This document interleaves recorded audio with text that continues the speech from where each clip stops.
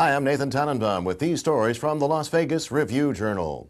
As state lawmakers Wednesday went about the business of trying to figure out how to erase the state's nearly $900 million budget deficit, there was a momentary distraction when Senate Minority Leader Bill Raggio of Reno took to the podium with some not-so-complimentary remarks about Governor Jim Gibbons.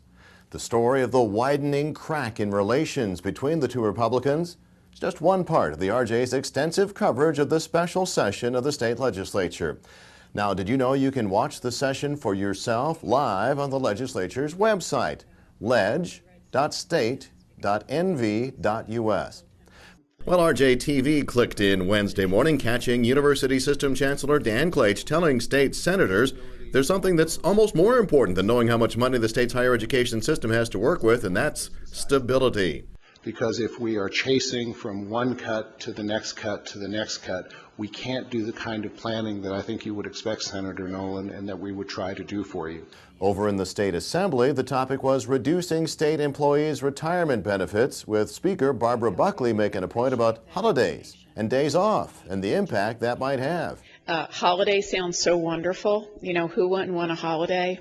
But really what it means at this level is that state employees would see their now 11% net reduction in pay and benefits being increased. Now we invite you to follow along on the RJ's latest news section on the website with Thursday's printed online editions, including a guide to the big power players in the special session. Well, it's not exactly a White House reunion, mainly because they're not in town at the same time, but after former President Bill Clinton's appearance Monday at Caesars Palace comes word that former Vice President Al Gore is going to be in Las Vegas late next month. That's part of our Political Eye, with reporter Ben Spillman noting that Gore is going to be attending the Clark County Democratic Party's Jefferson-Jackson Day dinner. There's been more of an effort in Las Vegas recently to preserve rather than implode the past. In Thursday's RJ, reporter Alan Schultz got the story of the West Side School at Washington and D Street possibly being added to the Las Vegas Historic Property Register. Back in the 1920s, it was one of the city's first school buildings. Now it's home to radio station KCEP. You know, part of what we do here at RJtv is to give you an advanced look at the newspaper before it lands on your driveway or on the website. And then even during the day of publication, we've got highlights for you. Take the Thursday Neon section, for example, where with Elvis in the news so much lately, got a story from feature reporter Corey Levitan about people who had, at the very least, their brush with fame with Elvis. They're sharing their stories in print and online.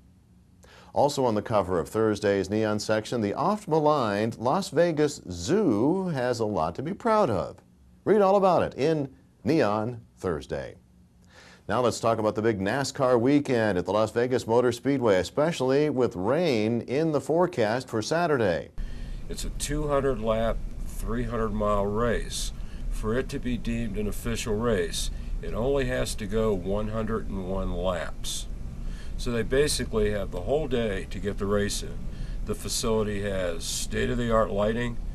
They have 6 different jet track drying apparatus, and they will be out there doing everything they can to get that race in. Should you produce a bad Saturday filled with rain, history has indicated that that race would be held on Monday. Because they're not messing with Sunday. They won't mess with the schedule on Sunday. What's with the bow tie? Well, you're going to have to read my heavy pedal blog on Thursday at lvrj.com.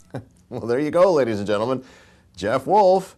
And if that's not the classic TV tease, I don't know what is. To find out why he's wearing a bow tie, you have to read his Thursday Heavy Pedal blog. So let's get right into the forecast. After slight chances for rain overnight Wednesday and early Thursday, we should see plenty of sun until later Friday, when the next storm system starts showing up, leading to those pretty good chances for widely scattered showers actually Friday night and most of Saturday before moving on. Sunday is supposed to be a dry mix of sun and clouds. Now, high temps are going to be up and down, generally in the low to mid-60s. Overnight lows generally in the mid-40s. For breaking news 24/7, you're at the right spot. The new and improved ReviewJournal.com.